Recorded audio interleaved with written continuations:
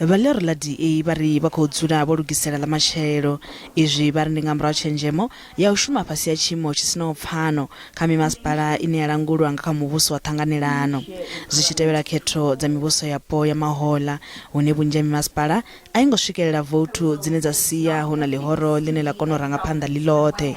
The current state of metro coalitions is replicated at a national and provincial government level post-2024. It will lead to permanent instability, with South Africa possibly even becoming ungovernable. We've seen what has happened in Johannesburg in the last fortnight.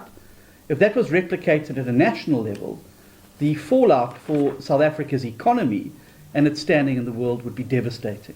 Liri bari ba khou ṱoḓa uri thandelano dza mivhuso ya thanganelano dzi fanela u swikelelwa nga kha mulayo nahone vhane vha dzhena khadzo vha fanela u tou kombetshedzea u sa nyadza milayo yeneyo.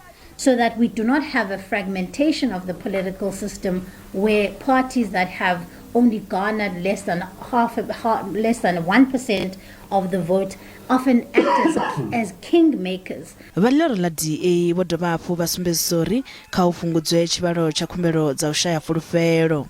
How frequent can political parties bring motions of no confidence in either councils, legislatures, or in the National Assembly? Liri la DA bari vha khou ḓo ḓivhadza miraḓo miraru ya private vhane vha khou ḓo farisana navho kha fulo la u shandukisa milayo tibe ine ya kwamana na zwiimiswa zwo fhambanaho zwa muvhuso khathihi na ndayotewa i kwamaho zwa u fhungudza tshivhalo tsha khumbelo dza u shaya fulufhelo khathihi na u engedza maḓuvha a tshifhinga tsha u khetha ḓorobo mulanga vunḓu na presidennde.